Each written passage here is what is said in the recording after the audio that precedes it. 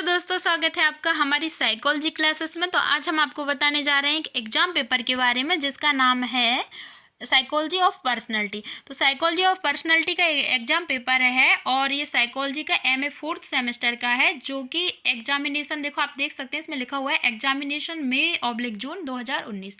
ठीक है, तो 2019 का है ये पेपर। ठीक है, यहाँ पे अब आप देख सकते हैं टाइम लिखा हुआ है, टाइम 3 आवर्स। तो आपको जो टाइम है वो समय है वो 3 घंटे का दिया जाता है।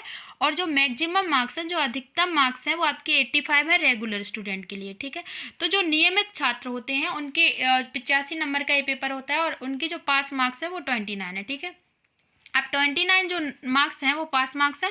कम से कम निम्नतम जो नंबर हैं आपके, निम्नतम अंक हैं वो आपके 29 होना चाहिए। ठीक है, तो अब यहाँ पे देखिए जो 85 नंबर का ये पेपर क्यों आता है रेगुलर स्टूडेंट का, तो वो इसीलिए क्योंकि जो 15 नंबर होते हैं, जो 15 मार्क्स होते हैं, वो आपके इंटरनल असाइनमेंट जिन्हें CCE भी बोला जाता है वो करवाए जाते हैं रेगुलर स्टूडेंट के। जब आप 85 + 15 को ऐड करोगे तो आप क्या हो जाएगा, आपका जो टोटल है वो 100 हो जाएगा। ठीक है, 85 + 15 = 100। अब यहाँ पे देखिए जो मैक्सिमम मार्क्स, अब आप देख रहे हो जो यहाँ पे 100 लिखा हुआ है, फिर कोष्टक में आप देख सकते हैं यहाँ पे लिखा हुआ है फॉर प्राइवेट स्टूडेंट्स। तो प्राइवेट स्टूडेंट का 100 मार्क्स का एग्जाम पेपर इसीलिए होता है क्योंकि उनका जो CCE इंटरनल असाइनमेंट होता है वो नहीं कराया जाता है। ठीक है, और उनका जो पासिंग मार्क्स है, जो निम्नतम अंक हैं पास होने के लिए, वो 34 है, 34 नंबर। ठीक है, अब इसके बाद अब आप देख सकते हैं कि नोट लिखा हुआ है, नोट में लिखा है सभी प्रश्नों के उत्तर दीजिए, अटेम्प्ट ऑल क्वेश्चंस। ठीक है, अब यहाँ पे फिर उसके बाद आपका जो लिखा हुआ है कोई भी 5 प्रश्न के उत्तर दीजिए। तो अब यहाँ पे 5 प्रश्न के उत्तर दीजिए, यहाँ पे इन्होंने लिखा है देखो 5 × 5 = 25। ठीक है, और फिर ऑब्लिक करके आप देख सकते हो उसमें लिखा है 6 × 5 = 30। अब यहाँ पे इसीलिए लिखा हुआ है क्योंकि जो 5 नंबर का ये जो क्वेश्चन है, ये जो आपका शॉर्ट आंसर टाइप क्वेश्चन है जिसे लघु उत्तरीय प्रश्न बोलते हैं। तो ये जो लघु उत्तरीय प्रश्न है ये आपका शॉर्ट आंसर टाइप है। तो ये रेगुलर स्टूडेंट के लिए, जो नियमित छात्र हैं उनके लिए ये 5 नंबर का है। ठीक है, और जो प्राइवेट स्टूडेंट हैं उनके लिए एक क्वेश्चन ये 6 नंबर का है। ठीक है, तो जब आप 5 क्वेश्चन करेंगे, जो रेगुलर स्टूडेंट है उनके लिए 25 नंबर के हो जाएंगे और जो प्राइवेट स्टूडेंट है उनके लिए 5 क्वेश्चन जो है, एक क्वेश्चन 6 नंबर का है, 5 क्वेश्चन जो है वो 30 नंबर के हो जाएंगे। ठीक है, 30 के हो जाएंगे। ओके, तो अब 30 नंबर के हो जाएंगे। अब इतना तो समझ आ गया है। अब यहाँ पे देखते हैं क्वेश्चन क्या है। तो देखो यहाँ पे लिखा हुआ है अटेम्प्ट एनी 5 क्वेश्चंस। तो कोई 5 प्रश्नों के उत्तर देना है। यहाँ पे अब आप देखिए पहला क्वेश्चन क्या पूछा गया है, संरचनावाद की भूमिका का मूल्यांकन कीजिए।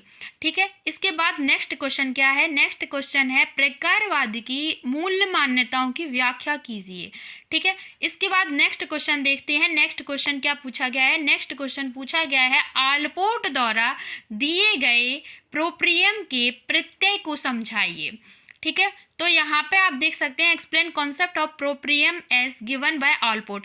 यहाँ पे क्या है, इन्होंने आलपोर्ट जो कि एक मनोवैज्ञानिक रहे हैं, इन्होंने प्रॉपर देखो कभी कभी क्या होता है कि डायरेक्ट वो सीधा नाम लिख के पूछते हैं। ठीक है, कभी कभी कुछ परिभाषाएं भी ऐसी होती हैं, जैसे कि साइकोलॉजी ऑफ पर्सनैलिटी के पेपर में ऐसा क्वेश्चन आ जाता है कि व्यक्तित्व को समझाइए या व्यक्तित्व को आलपोर्ट के अनुसार व्यक्तित्व को परिभाषित कीजिए। इस तरीके से भी क्वेश्चन आ जाते हैं। ठीक है, तो यहाँ पे देखो यहाँ पे इन्होंने पूछा है आलपोर्ट द्वारा दिए गए प्रोप्रियम के प्रत्यय को समझाइए। ठीक है, नेक्स्ट क्वेश्चन आपका क्या है, नेक्स्ट क्वेश्चन जो है वो है कैटेल के सिद्धांत का संक्षेप में मूल्यांकन कीजिए। ठीक है, तो यहाँ पे देख सकते हैं आप जो नेक्स्ट क्वेश्चन है वो है मानवतावादी सिद्धांत क्या है। ठीक है, जो आपका 5वां नंबर का क्वेश्चन था। अब देखो नेक्स्ट क्वेश्चन जो है मर्रे के सिद्धांत का मूल्यांकन कीजिए। तो एवोल्यूट मर्रेस थ्योरी। ठीक है, तो यहाँ पे आप देख सकते हैं नेक्स्ट क्वेश्चन क्या है, लेविन के सिद्धांत के जीवन स्थान प्रत्यय को स्पष्ट कीजिए। ठीक है, तो explain life space concept of Lewin's theory. अब यहाँ पे जो नेक्स्ट क्वेश्चन है वो है कैले के सिद्धांत का आलोचनात्मक मूल्यांकन कीजिए। ठीक है।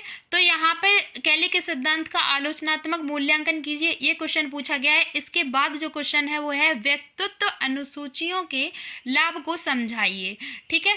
तो यहाँ पे जो नेक्स्ट क्वेश्चन है और आपका लास्ट क्वेश्चन है शॉर्ट आंसर टाइप क्वेश्चन का, जिनको लघु उत्तरीय प्रश्न बोलते हैं।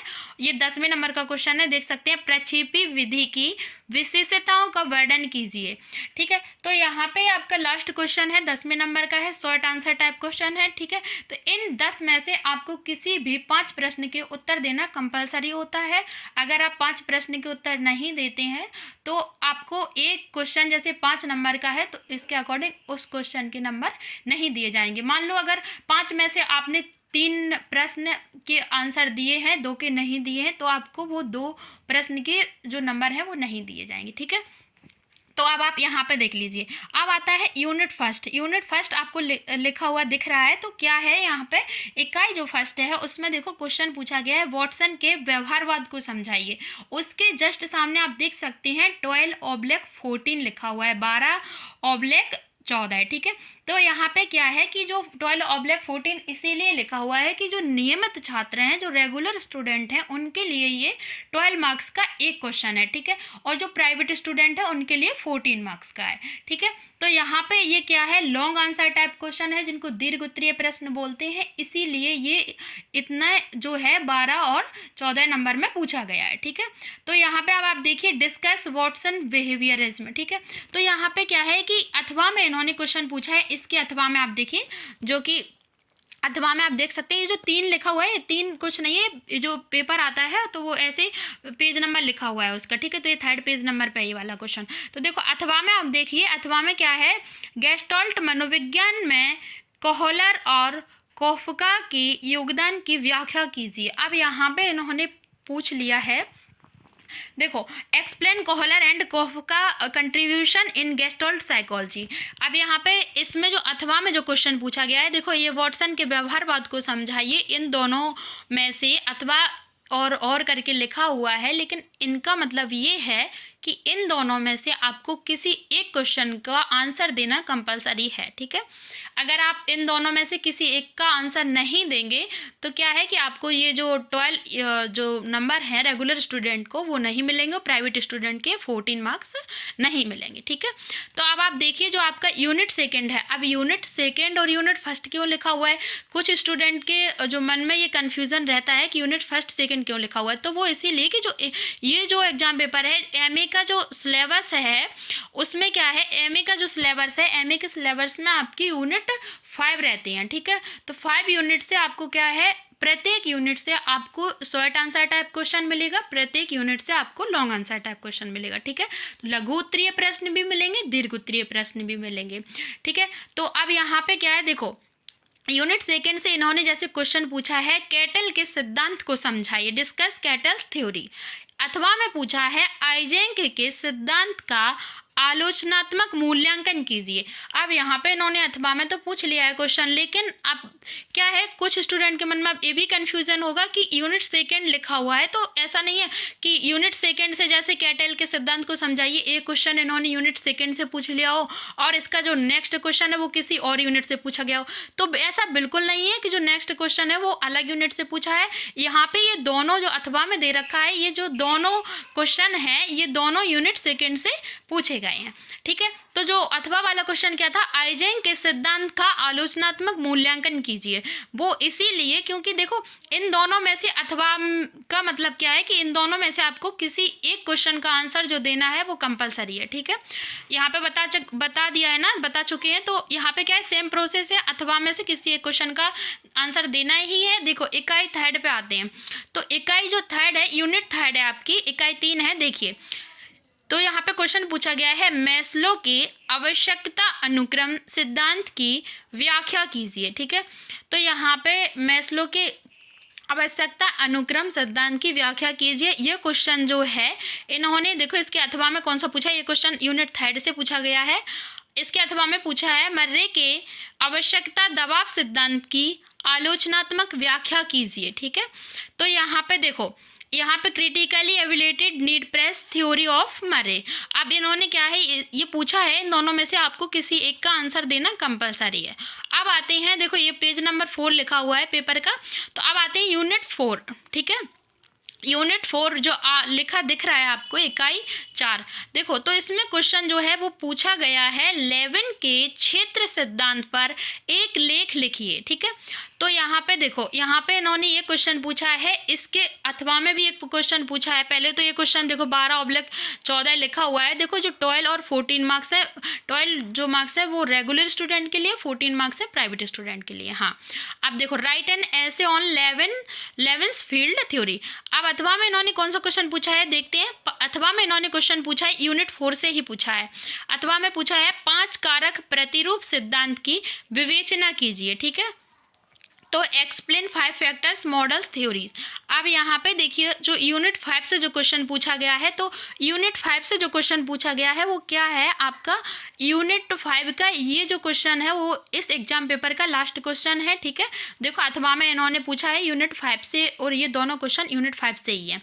अब यूनिट 5 से क्या क्वेश्चन है आपका, प्रक्षेपी विधि के प्रकारों का वर्णन कीजिए, ठीक है। तो यहाँ पे describe types of projective techniques अथवा में पूछ लिया है इन्होंने, निम्नलिखित को समझाइए।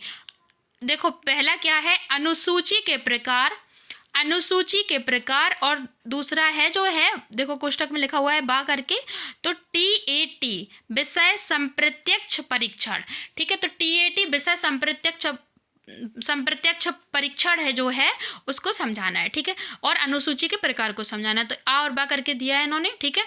लेकिन इन दोनों को आपको जो है डिटेल में लिखना है। अब यहाँ पे क्या है, देखो वर्ड लिमिट भी रहती है। वर्ड लिमिट किस में रहती है, शॉर्ट आंसर टाइप जो क्वेश्चन होती है उसका जो अधिकतम वर्ड लिमिट है, ठीक है ना, जो अधिकतम शब्द सीमा है वो 50 शब्द की होती है, 5 नंबर वाले की, ठीक है। तो यहाँ पे ये जो मैंने अदर जो क्वेश्चन पेपर बताए हैं उसमें बताइए कि जो 12 या 14 नंबर का जो एग्जाम पेपर होता है उसमें भी वर्ड लिमिट रहती है, शायद 200 शब्द ऐसा कुछ होता है, ठीक है ना, 200 या 250। अब यहाँ पे क्या है कि देखो, अब आप देख सकते हैं यहाँ पे जो हमने आपको यूनिट 5 से ये क्वेश्चन दिखा दिए, एग्जाम पेपर का लास्ट क्वेश्चन था। तब तक के लिए thank you so much. I hope आप सभी को समझ में आ गया होगा। तो चैनल को सब्सक्राइब करें, वीडियो को लाइक करें, कमेंट करें और शेयर करना बिल्कुल ना भूलें। Thank you so much. मिलते हैं नेक्स्ट वीडियो में नेक्स्ट एग्जाम पेपर के साथ।